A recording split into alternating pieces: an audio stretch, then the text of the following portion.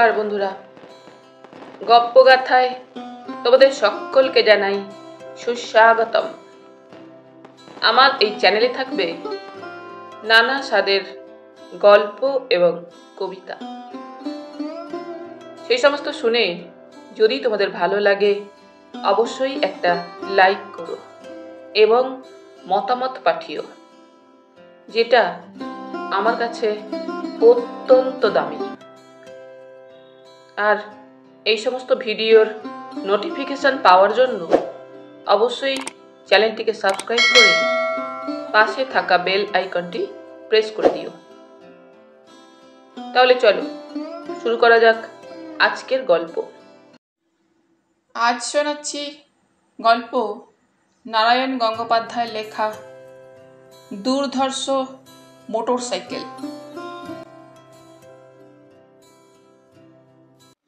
খিচুড়ি খেতে আমার ভালোই লাগে, কিন্তু খিচুড়ি জাতের জিনিস আমি একদম পছন্দ করি না।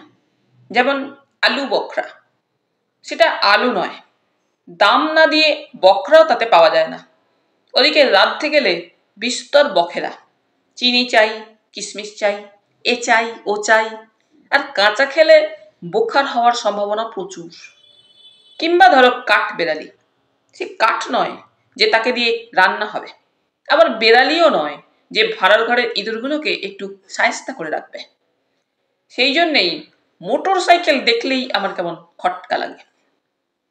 মোটরের তলায় চাপা পড়া যায় আর সাইকেল চাপা দেওয়া যায়, কিন্তু যা এও নয় ও নয়, তা যে কখন কি করে বসবে সে সম্বন্ধে আমার মনে একটা গভীর দুশ্চিন্তা আছে। তাই মোটর সাইকেলের কাছ থেকে সবসময় আমি দূরে থাকতে চেষ্টা করি। কিন্তু আর না, ভূমিকা বাদ দিয়ে কাহিনীটা বলি এইবার। তোমরা আমার পিস্তুত ভাই ফুচুদাকে দেখনি? অমন ভয়ঙ্কর লোক যে সংসারে একজনের বেশি জন্মায় না। পৃথিবীর পক্ষে একটা বাঁচোয়া বলতে হবে সেটাকে। বছর তিনেক এক নাগারে ম্যালেরিয়ায় ভুগে ফুচুদার পিলেটা হয়ে উঠেছিল জয় ঢাকের মতো। চুলগুলো দেখলে মনে হতো ঠিক ব্রহ্মতালু বরাবর কেউ একখানা মুড়ো ঝাঁটা বসিয়ে রেখেছে। মিক্সচার আর কুইনিন খেয়ে খেয়ে ফুচুদার পেটের মধ্যে যখন দস্তুর মতো একটা ডিসপেন্সারি তৈরি হয়ে গেল, তখন একদিন 104 জ্বর গায়ে নিয়েই ফুচুদা ম্যালেরিয়া নিকুচি করেছে বলে লাফিয়ে উঠলেন। তারপর সোজা ভাড়ারে গিয়ে কর্মর করে খানিক ছোলা চিবিয়ে খেয়ে উঠোনে নেমে দম দিতে শুরু করলেন। আমার ফুচু যে পাগল হয়ে গেল বলে কান্না জুড়লেন পিসিমা। কিন্তু সে কান্নায় ফুচুদার হৃদয় আর গলল না। ব্যায়ামবীর ফুচুদা ব্যায়ামবীর হওয়ার জন্য আদা নুন খেয়ে লেগে গেলেন। বললে বিশ্বাস করবে না, ম্যালেরিয়া তাড়িয়ে তবে তিনি থামলেন। শুধু তাড়ালেন তাই নয়, চেহারাখানা যা বাগালেন সে 10 জনকে ডেকে দেখাবার মতো। তখন শুরু হলো আমার ওপর দিনরাত উপদেশ বর্ষণ। কি ছাগলের মতো দিনরাত পালাজারে ভুগিস পেলা? ছ্যা ছ্যা, ছাগলে বুঝি খুব প্যালাজারে ভোগে ফুচুদা? আমি জানতে চাইলাম। তোর সঙ্গে কথা বলাই ধ্যাসটাম। বিরক্তিতে ফুচুদা নাক কুচকলেন। শোন পেলা, যদি রোজ সকালে 300 ডন আর 300 বৈঠক দিতে পারিস, তোর পালাজর পালাতে পথ পাবে না। 300 ডন আর 300 বৈঠক শুনেই আমার দম আটকে গেল। পালাজর পালাবার আগেই যে তবে আমাকে পালাতে হবে ফুচুদা, মানে আমার দেহ ছেড়ে চম্পট দিতে হবে আত্মারামকে। ফুচুদা আর কিছু বললেন না, দুমদাম করে বেরিয়ে গেলেন বাড়ি থেকে। আমিও স্বস্তির নিঃশ্বাস ফেলে বাঁচলাম। 300 বৈঠক, তার চেয়ে 300 বছর জ্বরে ভোগা ভালো। কিন্তু ফুচুদা আমায় ছাড়লেন না। রবিবারে সকালে অঙ্ক নিয়ে বসেছি, এমন সময় দোরগোড়ায় ভটভট করে একটা সন্দেহজনক আওয়াজ পাওয়া গেল। আটকে লাফিয়ে উঠতে দেখি মোটর বাইকই বটে, আর তার উপর ফুচুদা বসে আছেন চেঙ্গিস খাঁর ভঙ্গিতে। চেঙ্গিস খাঁকে আমি দেখিনি, কিন্তু ফুচুদার মুখের চেহারা দেখেই মনে হলো চেঙ্গিস খাঁ নিশ্চয়ই এই ভঙ্গিতে ঘুরে চাপতেন। ফুচুদা বললেন, পেলা চলে আয়। আমি বললাম, কোথায়? নতুন বাইক কিনেছি, তোকে একটা রাইড দেব। আমার বুকটা ধরফর করে উঠল। সবাই বললাম, অঙ্কটা মিলছে না ফুচুদা, আজ থাক। ফুচুদা ভ্রুকটি করলেন। জ্বরে ভুগে ভুগে আর ঘরে বসে থেকে থেকে তোর মগজে মরচে পড়ে গেছে, অঙ্ক মিলবে কোত্থেকে? এখন তোর দরকার হলো ফ্রেশ এয়ার। চল তোকে হাওয়া খাইয়ে আনি। হাওয়া খেতে যে আমার একদম ইচ্ছে করছে না। আমি সবাই বললাম, তোর ইচ্ছে করুক আর না করুক তাতে আমার কি এসে যায় রে? ভারী আমার উস্তাদ এসেছে। আমি আরো কি বলতে যাচ্ছিলাম, কিন্তু সুযোগ আর পেলাম না। তার আগেই ফুচুদার পালোয়ানি হাত আমাকে এক হ্যাঁচকাটানে মোটর সাইকেলে তুলে ফেললো। আমি বললাম, গেলাম গেলাম। ফুচুদা বললেন, এখনো যাসনি, এইবার চললি। সঙ্গে সঙ্গে ভট ভট করে মোটর সাইকেলের আওয়াজ উঠল। আমি আর্তনাদ করে উঠলাম, পড়ে যাবো রে। যাস তো যাবি, জলে না মরে অন্যভাবে মরলে এমন কিছু লোকসান হবে না। ডায়মন্ড হারবার রোড দিয়ে মোটর বাইক ছুটল। চোখ বুঝে দুর্গারাম জপ করে চলেছি আমি। হু হু করে হাওয়া বইছে কানের পাশ দিয়ে। মনে হচ্ছে এক্ষুনি আমাকে উড়িয়ে নিয়ে চলে যাবে। আর ছিটকে যদি একবার পড়ি তাহলে আর চ্যাঁঠা করতে হবে না, একেবারেই ঠান্ডা। ফুচুদা আমার দিকে ঘাড় ফেরালেন।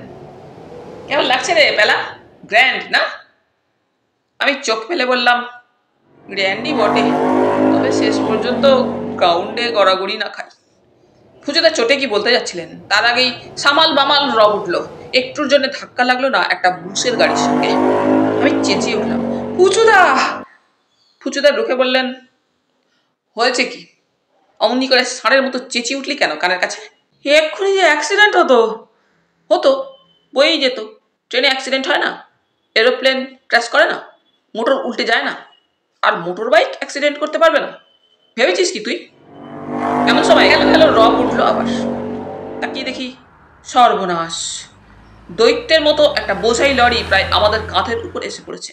আমি আটকে একটা হাঁ করলুম, কিন্তু মুখ দিয়ে আওয়াজ আর বেরোলো না। কি মন্ত্রে লরি ড্রাইভার গাড়িটাকে পাশ কাটিয়ে নিলে সে আমি আজও জানি না। দুহাত এগিয়ে এসে ঘস করে ব্রেক কষল। তারপর লাফিয়ে নেমে ফুচুদাকে জিজ্ঞেস করলো, ইয়ে কা হ্যায়? ফুচুদা বললে, মোটর বাইক হ্যাঁ। ড্রাইভার কি বলতে গেল, তার আগেই 25 মাইল বেগে আমাদের মোটর বাইক ছুটে গেল। আমার কানের পাশ দিয়ে বু করে বেরিয়ে গেল এক টুকরো ইট। লরি ড্রাইভার ঢিল ছুটছে। খানিক চুপচাপ, প্রাণের আশা ছেড়ে দিয়েছি। দুটো ফড়া কাটলো, তিনেরটা কাটলে হয়। রাস্তার দুধারের গাছগুলো সনসন শব্দে ছিটকে যেতে লাগলো পেছনে। ফুচুদা বললেন, বড় রাস্তায় একটু রিস্ক আছে দেখছি। না রে পেলা। শটটা এবার নরম ঠেকল। ফুচুদার কঠিন হৃদয় যেন কোমল হয়ে উঠেছে একটু একটু করে। বললাম, রিস্ক আর বিশেষ কি, প্রাণটুকু চলে যেতে পারে এই যা। ফুচুদা তেড়ে উঠলেন, গেলেই বা, তোর প্রাণের আমার দাম কি? ও তো পুঁটি মাছের প্রাণ। মুরুগ্গে বাজে বকাসনি আমাকে। চল বড় রাস্তা ছেড়ে মাঠের রাস্তায় নামা যাক। চারিদিকে মুক্ত প্রকৃতি, লরি ফরির হাঙ্গামা নেই, বেশ আরামে যাওয়া যাবে। সেটা মন্দ কথা নয়, আমি খানিকটা আশ্বাস পেলাম। আরো খানিক এগোতেই ডান দিকে মাঠের ভেতর একটা গরুর গাড়ির রাস্তা পাওয়া গেল।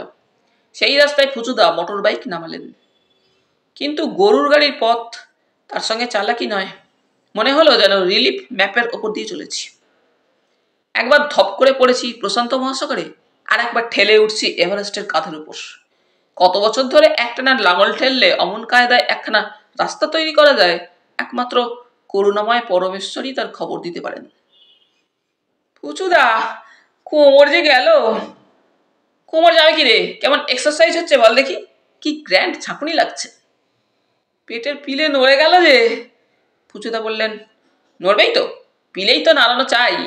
বুঝলি, তোর ওই বাসক পাতার রসের চাইতে এই ওষুধ অনেক বেশি জোরালো। 3 দিন এই রাস্তায় আমার বাইকে চেপে আসবি, দেখবি পালা জ্বর, কালা জ্বর, সর্দি জ্বর, ডেঙ্গু জ্বর। কিন্তু জ্বরের তালিকাটা শেষ হওয়ার আগেই বাইক ছেড়ে আমি প্রায় 2.5 হাত শূন্যে ছিটকে উঠলাম। এবং ফুচুদা মোটর সাইকেলটা প্রায় 1.5 হাত উঁচু থেকে একটা গর্তের মধ্যে লাফিয়ে পড়লো। একরাশ পাক ছিটকে এলো চোখে মুখে। ফুচুদা, মার যে আরো ভয়াবহ, আমি চেঁচিয়ে উঠলাম। একাত্রু লাগে বটে, ফুচুদাও স্বীকার করলেন, কিন্তু মোটর সাইকেল চড়া কি সোজা কাজ রে? খাটনি আছে ওই কি। ভাবিস নি, আস্তে আস্তে সইয়ে নেব এখন।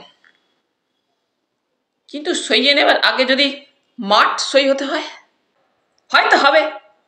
ফুচুদা দাঁত খিঁচলেন, তুই বড্ড বক। কিন্তু বক পর্যন্ত বলেই টক করে বকুনি বন্ধ করলেন ফুচুদা। ঘাবড়ে গিয়ে বললেন, পাতল পেলা, এক্ষুনি পা তুলবো। কোথায় তুলবো? ফুচুদা তাড়া দিলেন। তা আমি কি জানি, কাঁধের ওপর, মাথার ওপর, তাল গাছের ওপর, যেখানে খুশি। দেখছিস নে তেরে আসছে। কে? জিজ্ঞেস করতে দেখতে পেলাম খ্যাঁক খ্যাঁক করে বিটিকিচ্ছি আওয়াজ তুলে তীর বেগে আমাদের দিকে ছুটে আসছে একটা খেকি কুত্তা। দু চোখে তার জিঘাংসা। আমি পা তুলে ফেললাম একেবারে ফুচুদার কাঁধের ওপর। ফুচুদাও হ্যান্ডেলে পা তুলে আমায় বললেন, তারা পেলা, কুকুর তারা। কি করে দাঁড়াবো? ঢিল মার। কোথায় পাবো ঢিল? তাও তো বটে। ফুচুদা বললেন, তবে মিষ্টি কথায় ভোলা, বাড়ি যেতে বলে দে। আহ, বল না একটা ছড়া টরা। ছড়া টরা? আমি চেঁচিয়ে উঠলাম, হাট্টিমা টিম টিম, তারা মাঠে পারে ডিম। শুনে কি হলো বলা যায় না। কুকুরটা থমকে গেল, আরেকবার খ্যাক করে ডাক দিয়ে উল্টো মুখে ছুটে চলে গেল। পুচুদা স্বস্তির নিঃশ্বাস ফেললেন। যাক বাবা, বাঁচা গেল ওই যাত্রা, পালালো। আমি বললাম, পালাবে কেন? মাঠের ভেতরে হাট্টিমা টিমের ডিম খুঁজতে গেল বোধহয়। বুঝতে পেরেছে তোমার পায়ের চেয়ে সেটা বেশি সুখাদ্য হবে। ফুচুদা রেগে বললেন, পাকামি করিসনি। আমার পা তোদের মতো বাজে পা নয়, কিন্তু কি মনে করে তুই এখনো গুরুজনের কাঁধের ঠ্যাং ছড়িয়ে রেখেছিস শুনি?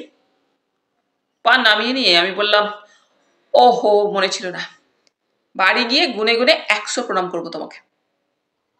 বোধহয় 100 প্রণামের নাম শুনে মাঠের গরুগুলো ভক্তিতে মাথা নিচু করল। হঠাৎ দেখা গেল একপাল গরু আমাদের দিকেই আসছে। মাথা নিচু দেখে বিশেষ আশ্বাস পাওয়া গেল না, কারণ নতমস্তকের উপর উঁচিয়ে আছে বড় বড় শিং। পুচুদা বললেন, এই সেরেছে, গরু আসছে যে।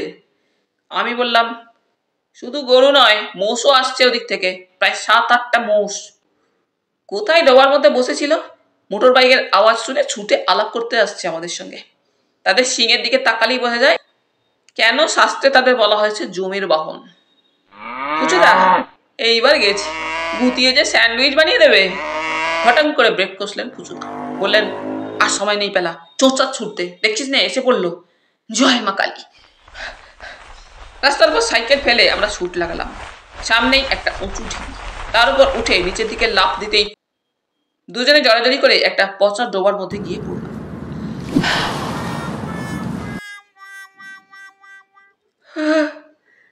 ফুচুদা বললেন, ডোবা, ডোবাই সই, এর ভেতরেই নাক ডুবিয়ে বসে থাক এখন। কি বিচ্ছিরি গন্ধ জলে। আমি থু থু করে খানিক পেকো জল ফেলে দিলাম। ফুচুদা ফ্যাচ করে উঠলেন, গন্ধাতে কি হয়েছে? ডোবার জলে কি এসেন্সের সুবাস থাকে নাকি? আরে কি মশা!